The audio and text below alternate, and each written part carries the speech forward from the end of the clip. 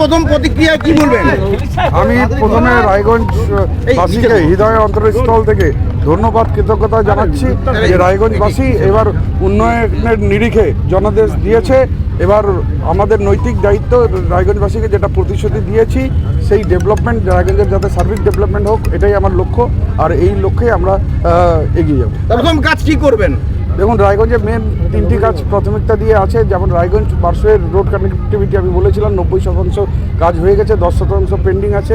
সেই কাজটা আমি করব। রায়গঞ্জের ড্রেনেজ ব্যবস্থা, সেটা রায়গঞ্জের বোর্ড অফ অ্যাডমিনিস্ট্রেটর আর যারা কোঅর্ডিনেটর আছেন তাদের সাথে বসে নিয়ে একটা মাস্টার প্ল্যান তৈরি করব। আর রায়গঞ্জে একটা জঞ্জটটাও একটা সমস্যা, সেই জঞ্জটমুক্ত রায়গঞ্জ কী করে করা যায় সেই প্ল্যানিংটা আমরা করে নিয়ে ডেভেলপমেন্টটা করব। বিজেপি প্রার্থী এইমাত্র বলে বেরিয়ে গেলেন যে রায়গঞ্জ ছাপ্পা বিধায়ক পেল। না, রায়গঞ্জ কী পেল এটা জনাদেশ।